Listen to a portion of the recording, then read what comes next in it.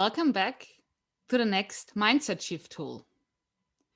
This is a great way to stop any negative self talk and any negative emotion in its tracks.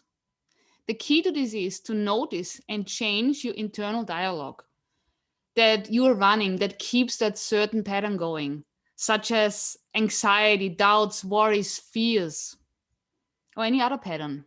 And as soon as you start feeling that emotion that you want to break out of, notice what are you saying to yourself?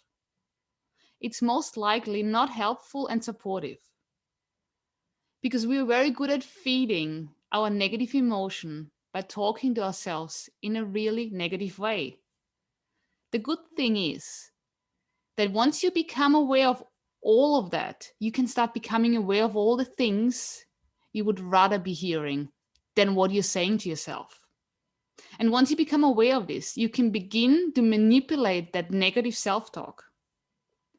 So, first, when that negative self talk starts, I want you to notice the location of it. Where is that coming from? Is it coming from the right? Is it coming from the left, from front, or from behind? And I want you, after you locate it, I want you to switch it to the opposite side. So it could be from right to left, from front to rear, or the other way around. And see how that feels and how this is already changing now.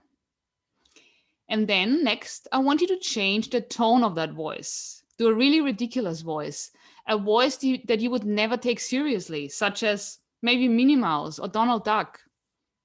And notice how that feels totally different when you suddenly hear it in that funny voice. And lastly, I want you to change the volume and the speed. Change the volume so it's not that loud anymore. And then change the tempo. Make it 10 times faster. So it's like this. So what do you notice when you're trying to hear it again? When you manipulate your self-talk like this, you will notice that you won't take it so seriously anymore.